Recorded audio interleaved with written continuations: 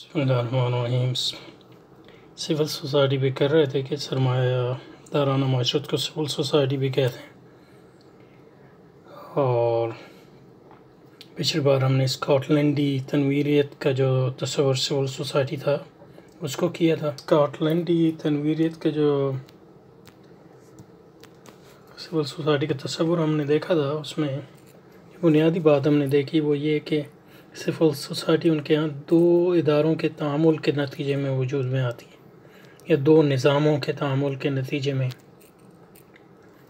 ایک ہے نظام کمرشل نظام جس میں مارکیٹ اور اس کے متعلق ادارے، اور دوسرا ہے پبلک آرڈر۔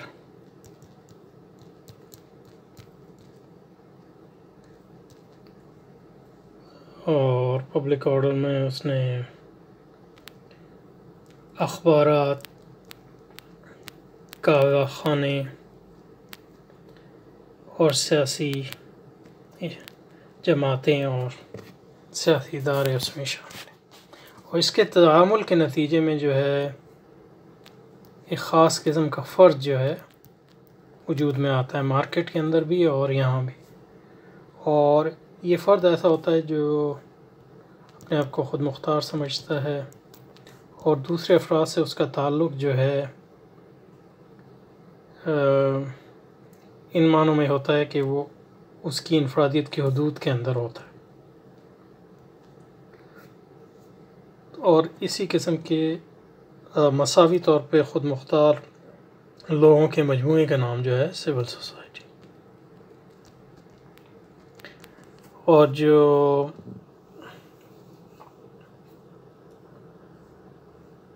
اسکاٹ لینڈی مفکرین ہیں ان کے نزدیک جو سول سوسائٹی کا جو تصور ہے وہ کلاسیکل لبرل یا لاکین تصور سے اس طرح مختلف ہے کہ ان کے ہاں سول سوسائٹی جو ہے مارکیٹ اور جو پبلک آرڈر ہے اس کے تعامل سے وجود میں آتی ہے۔ تو یہ سول سوسائٹی نہ تو سرمایہ داری سے ماورا ہے، اگر مارکیٹ کو ہم سرمایہ داری کا گڑھ سمجھیں، اور نہ جو ہے ریاست سے ماورا ہے اگر ہم پبلک آرڈر کو ریاست کا پیش خیمہ سمجھیں، بلکہ ان کے تعامل کے نتیجے میں وجود میں آتی ہے۔ اس کا مطلب یہ ہے کہ ان کو پری سپوز کرتی ہے۔ ایک تو یہ اہم بات ہے، اور دوسری اہم بات یہ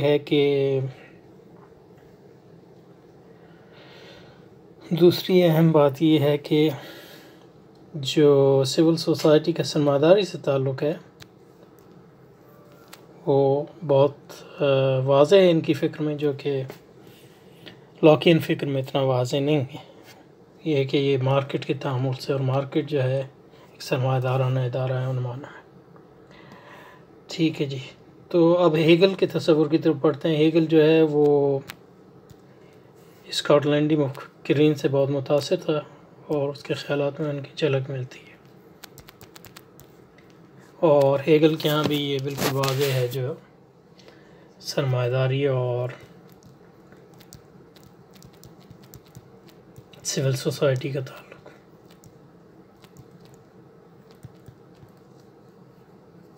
انفیکٹ ہیگل کے ہاں جیسا کہ ابھی آپ دیکھیں گے سول سوسائٹی ایک معنوں میں جو ہے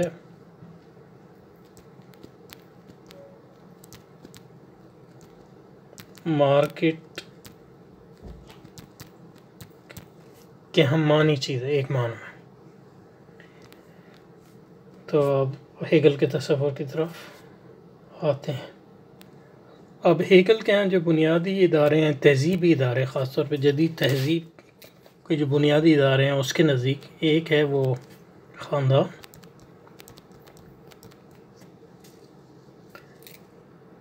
اور دوسرا ہے سول سوسائٹی،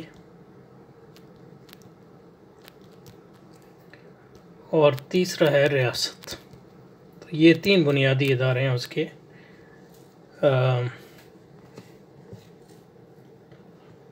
وہ اس کو کہتا ہے یعنی تہذیبی ادارے ہیں، اس کو کہتا ہے ایتھیکل لائف۔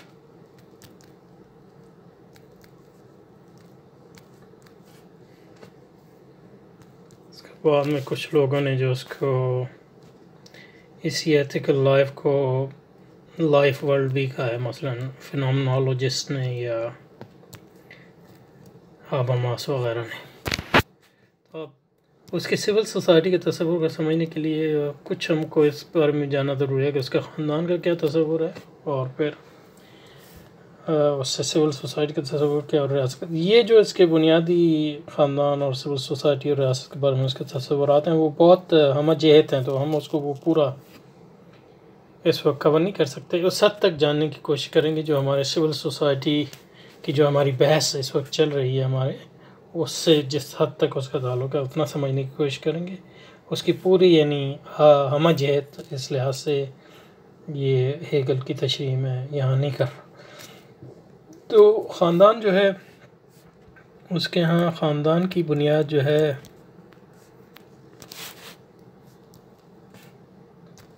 دو چیزوں پہ ہے ہیگل کے ہاں، ایک تو محبت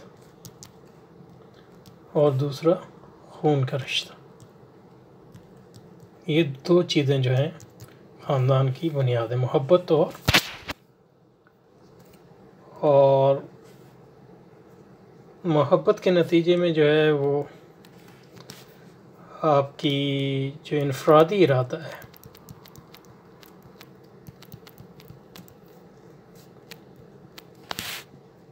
وہ خود مختار نہیں ہوتا، وہ اس کے نزدیک، کیونکہ حقیقت میں محبت اور خود مختاری جو ہے ایک متضاد چیز ہیں۔ کیونکہ خود مختار کا مطلب یہ ہے کہ آپ اپنی ذات کی صمدیت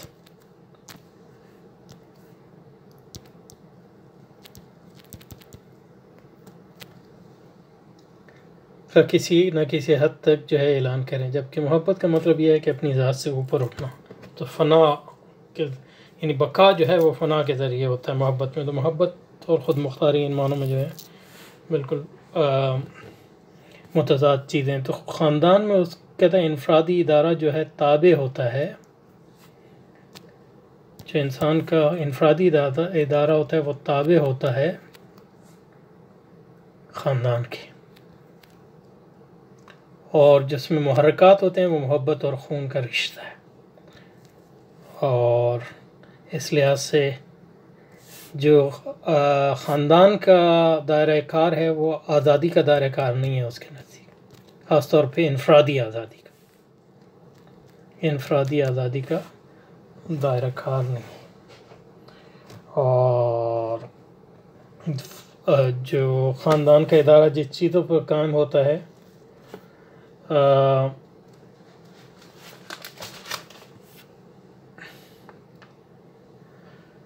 وہ محبت اور خون کی رشتوں پر قائم ہوتا ہے، وہ اس کا آزادی یا مفاد پر اس کا بنیادی جو ہے انحصار۔ تو یہ اس کا تصور ہے خاندان کا، اور اس کے نزدیک جو ہے تو اس کا مطلب ہے خاندان میں رہتے ہوئے آپ جن معنوں میں خود مختار نہیں بن سکتے، خود مختار، آزاد فرد جو اپنے مفادات کے حصول کے لیے جدوجہد کرے، آپ نہیں ہوتے، کیونکہ جیسے کہ میں نے کہا کہ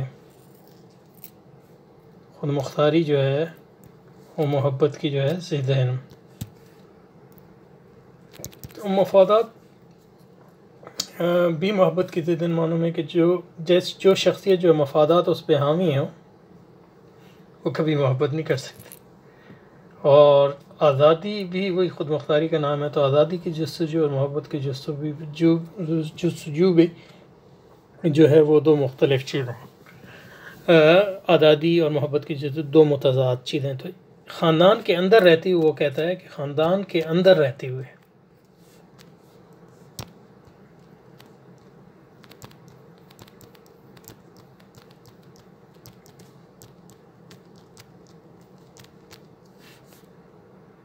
ایک فرد جو ہے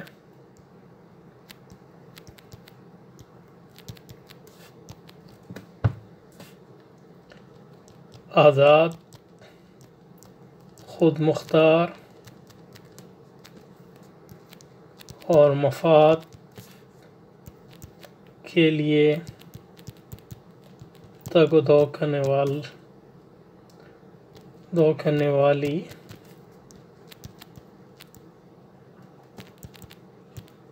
شخصیت نہیں بن سکتا، اور آزاد، خود مختار اور مفاد کا بندہ مفاد پرستی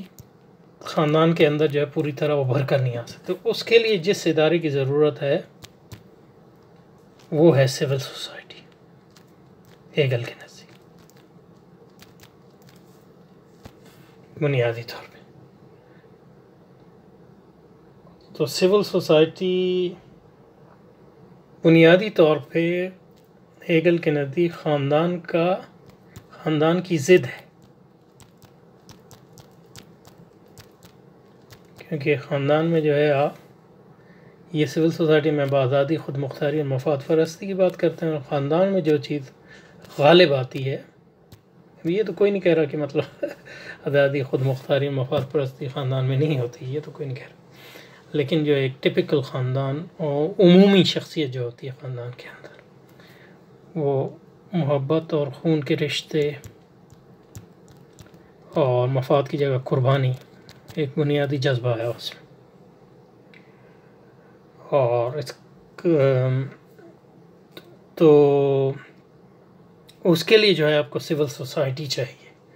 اور سول سوسائٹی میں جو ہے جو چیز سول سوسائٹی کو ممیز کرتی ہے اور اس لحاظ سے وہ مختلف ہے پری ماڈرن معاشروں سے، سول سوسائٹی کے اندر جو ہے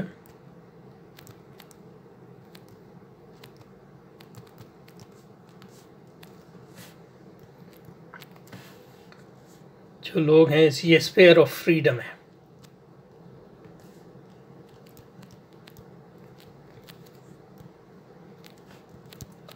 آزادی کا میدان ہے، انفرادی ہے، اور جو تعلق کی بنیاد ہے وہ نہ محبت ہے نہ خون کی رشتہ ہے، سب کو آپ جو ہے، کیونکہ اگر محبت اور خون کا رشتہ جو ہے کسی نہ کسی حد تک آپ کے اعمال کو پھر سول سوسائٹی میں جو ہے متعین کرے گا، تو اس کا مطلب ہے سول سوسائٹی جو ہے فلی ڈیولپ نہیں ہے، پوری طرح جو ہے وہ میچور نہیں ہوئی ہے، بالغ نہیں ہوئی۔ تو سول سوسائٹی بالغ اسی وقت ہوتی ہے جب لوگ جو ہیں خون کے رشتوں اور دوستی کے رشتوں، محبت کے رشتوں کو بھول کر مساوی طور پہ آزاد اور خود مختار اس لیے کہہ رہے ہیں کہ خود مختاری ایک ایسی چیز ہے جو آپ کو ان حدود کے اندر، تو یہ انفرادیت کے اندر بند کرتی ہے، دوسرے سے جو آپ کا تعلق ہوگا وہ اس انفرادیت کے اندر رہتے ہوئے ہوگا، تو وہ ایسوسیشن ہوگا، ایک تعلق نہیں ہوگا، یہ نہیں۔ اور جو چیز مہمیز دیتی ہے وہ مفاد، تو اور جو اس کا انجن ہے وہ مسابقت، کمپٹیشن۔ تو سول سوسائٹی میں آزاد اور خود مختار لوگ جو خاندان سے آتے ہیں، ابھی یہ فلی ڈیولپ نہیں ہے، تو اس کا مطلب ہے لوگ آتے ہیں سول سوسائٹی میں، ان کو آزاد اور خود مختار ہونا چاہیے اگر وہ کامیاب ہونا چاہتے ہیں زندگی، اور مفاد پرست ہونا چاہیے، اور سول سوسائٹی ان کو سکھاتی ہے کہ کیسے آزاد، خود مختار اور مفاد پرست آپ بنیں، اور کیسے آپ خون کے رشتوں کو، جب آپ سول سوسائٹی میں دوستی کے رشتوں کو اور محبت کے رشتوں کو بھول جائیں۔ تو ایک موجود یعنی سول سوسائٹی کی ایک اہم حیثیت یہ ہے کہ انانیمٹی،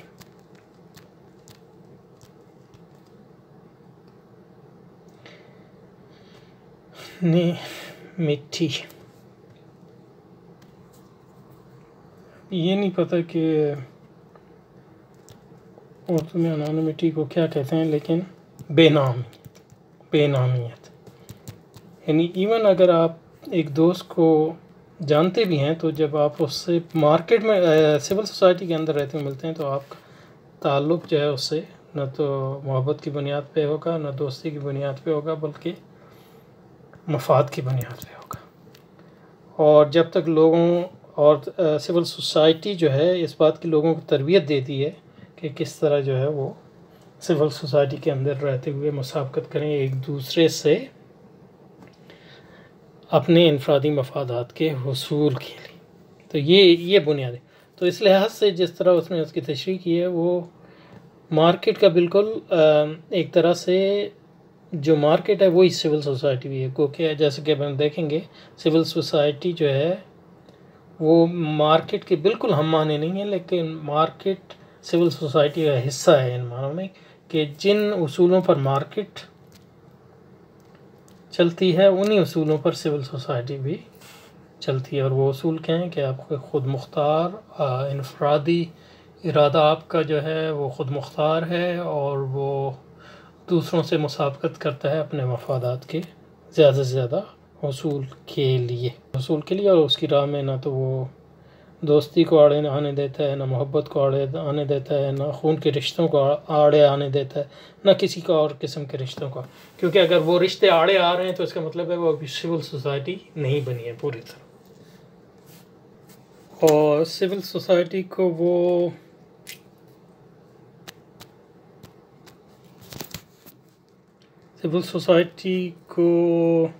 کا جو جرمن زبان میں اس کا نام ہے ڈی برگر لیخے، تو ہمارے یہاں جب برگر استعمال کرتے ہیں برگر لیخے گیزلشافٹ،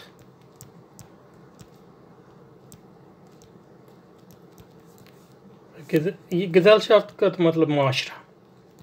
یا سوسائٹی جو انگلش میں، لیکن یہ ہر قسم کی سوسائٹی کو سول سوسائٹی نہیں کہتے۔ سول سوسائٹی ہے برگر لیخے سوسائٹی، یا انگلش میں اگر اس کا ترجمہ آپ کریں تو بورژوا سوسائٹی یا مڈل کلاس سوسائٹی، کیونکہ یہ خیال کیا جاتا تھا کہ مڈل کلاس جو لوگ ہیں وہی سرمایہ داری کے بانی ہیں، اس لیے تو اس کو بورژوا بھی کہتے ہیں انگریزی میں، برگر لیخے مڈل کلاس۔ تو اس سے واضح ہوتا ہے کہ اس کا جو تصور سول سوسائٹی وہ بالکل، اور اس سے جو سرمایہ داری سے اس کا تعلق ہے اس کے یہاں بالکل واضح ہے، اور وہ اس سے بھی واضح ہے جو اس کی وہ 3 خصوصیات بیان کرتا ہے۔ ایک تو آزاد اور خود مختار فرد، مسابقت اور مہمیز، مسابقت یہ جو اس کا انجن ہے، اور جو اس کا بنیادی محرک ہے وہ مفاد، ذاتی مفاد کا حصول ہے۔ اور وہ یہ بھی کہتا ہے کہ یہ ضد ہے خاندان کی ان معنوں میں، کہ خاندان کی بنیاد جو ہے مفاد پہ نہیں ہے، قربانی پہ ہے، مسابقت پہ بھی نہیں ہے، محبت پہ ہے، خود مختاری پہ بھی نہیں ہے، محبت اور خون کے تعلق ہے۔ اور اس کے نام میں بھی جو برگر لیخے گیزلشافٹ یہ واضح ہے کہ وہ ایک سرمایہ دارانہ معاشرہ ہے، اسی کو جو ہے سول سوسائٹی کہتے ہیں۔ اور اس کو پھر مختلف اداروں میں وہ تقسیم کرتا ہے، وہ جو سول سوسائٹی کے جو مختلف ادارے ہیں ان کو کہتا ہے اسٹیٹس،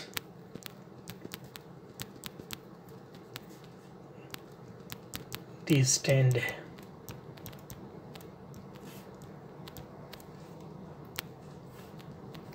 مختلف جاگیریں،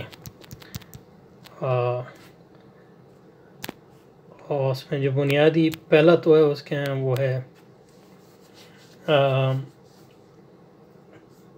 تجارتی اور صنعتی ادارے اور ان کی یونینیں سب اس میں آ گئی، تو یہ پوری وہ مارکیٹ ہو گئی بنیادی طور۔ دوسرا پھر وہ اس میں یعنی سول سرونٹ کو بھی اسی میں شامل کرتا ہے، سول سرونٹ نوکرشاہی جس کو ہم لوگ کہتے ہیں، کیونکہ سول سروس کا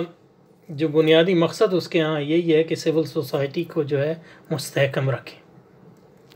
پھر پولیس بھی اسی کا حصہ ہے، کیونکہ پولیس اور پولیس کا اس کو تصور وسیع ہے، اس میں صرف جو ہے سیکیورٹی نہیں ہے بلکہ اس میں جو مختلف سول آج کل جو ہے اللہ بھلا کرے آپ کے بلدیات کے جو فرائض ہوتے ہیں وہ بھی پولیس کے فرائض میں شامل تھے پرانے 18ویں 19ویں صدی میں. تو یہ 3 اس میں اس کے بنیادی ادارے وہ بتاتا ہے. ایک تو ہو گیا مارکیٹ، دوسرا ہو گیا نوکرشاہی یعنی اس کو سول سرونٹ، اور سول سرونٹ. اور سول سرونٹ کا مقصد یہ ہے کہ سول سوسائٹی کو جو ہے سول سوسائٹی کو مستحکم رکھے. وہ سول سوسائٹی کا کارندہ ہے، سول سوسائٹی کا نوکر ہے. اس کی بنیادی جو مفادات ہیں کس ہیں؟ مارکیٹ سے ہیں ان معنوں میں. اور تیسری بات یہ ہے کہ اس میں پولیس اور دوسرے جو ہے ادارے آ گئے، جو مطلب یہ ہے کہ اس بات کو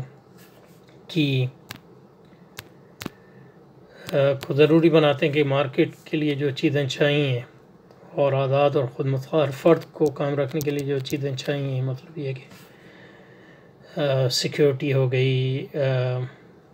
املاک کی حفاظت ہو گئی، سڑکوں کی حفاظت ہو گئی، صحت عامہ کی حفاظت ہو گئی، امن عامہ کی حفاظت، کیونکہ یہ مارکیٹ کے لیے ضروری ہیں، یہ سب اس میں آ جاتے ہیں. تو ہیگل کے اس میں یہ اہم یعنی اس سے واضح ہے کہ اس کے ہاں جو ہے سول سوسائٹی کا جو سرمایہ داری سے تعلق ہے وہ بالکل واضح ہے. اور پھر جو ہے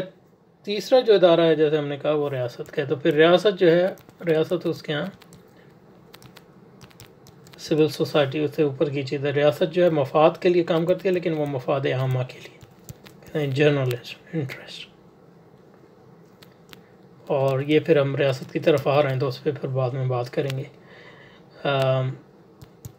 تو یہ جنرل انٹرسٹ کے لیے، تو اس کی بنیاد اس میں اور سول سوسائٹی میں فرق یہ ہے کہ سول سوسائٹی جو ہے ہر فرد اپنے انفرادی مفاد کے لیے کام کر رہا ہے، اور جبکہ ریاست اس بات کی کوشش کرتی ہے کہ جو عمومی مفاد ہے. اب عمومی مفاد کیا ہے؟ اس کی تشریح میں جو ہے مختلف لوگوں کی مختلف آراء ہیں، اس کو دیکھیں گے. لیکن جب آپ سرمایہ داری میں جو ہیں 2 چیزیں ہوتی ہیں. جیسے سرمایہ کی جو ترکیز ہوتی ہے، سرمایہ کا جو ارتکاز ہوتا ہے اس کی، ایک تو انفرادی سطح پہ ہوتا ہے کہ میں کتنا کما رہا ہوں، اور ایک ہوتا ہے مجموعی. تو سرمایہ دارانہ نظام میں جو انفرادی سطح پہ جو لوگ سرمایہ کما رہے ہیں اس کی جگہ تو مارکیٹ ہے، اور اس کا جو طریقہ کار ہے وہ مسابقت ہے. لیکن اس میں یہ آدم اسمتھ وغیرہ نے تو کہا کہ مجموعی مفاد جو ہیں خود ہی پورے ہو جاتے ہیں آٹومیٹیکلی. یہ غیبی ہاتھ ہے کہ جب آپ اپنا مفاد پورا کرتے ہیں تو مجموعی مفاد جو ہے وہ خود بخود پورے ہو جاتے ہیں. لیکن یہ کہ دوسرے جو مفکرین ہیں ہیگل کی طرح کے، وہ کہتے ہیں نہیں، اس کے لیے ریاست کی ضروری ہے، اور ریاست جو ہے پھر وہ مجموعی مفاد کا تحفظ کرتی ہے. تو ایک لحاظ سے ریاست میں آپ مفاد ان سے اوپر اٹھتے ہیں، لیکن مفاد سے اوپر اٹھتے ہیں ان معنوں میں کہ انفرادی مفاد سے اوپر اٹھتے ہیں، اور سرمایہ کے جو عمومی مفاد ہے اس کے لیے کام کرتے ہیں. تو یہ 3 ادارے ہیں ہیگل کے ہیں. اور جو بنیادی طور پہ اس میں یہ بات سمجھنے کی تھی وہ یہی تھی کہ ہیگل کے جو ہے سول سوسائٹی کا کیا تصور ہے، اور اس کا مارکیٹ سے جو گہرا تعلق ہے اس کا بالکل واضح ہے. تو اس لیے جو ہے میں نے اس پہ وقت صرف کیا. تو انشاءاللہ اگلی بار جو ہے اس کو جو باقی بچا ہے سول سوسائٹی کا اس کو ختم کریں گے، اور پھر ریاست کی طرف بڑھیں گے کہ سرمایہ دارانہ ریاست کیسی ہوتی ہے. کیونکہ ابھی تک ہم نے سرمایہ دارانہ انفرادیت کو دیکھ لیا، سرمایہ دارانہ معاشرے کو دیکھ لیا، اور آپ دیکھیں گے سرمایہ دارانہ ریاست کو.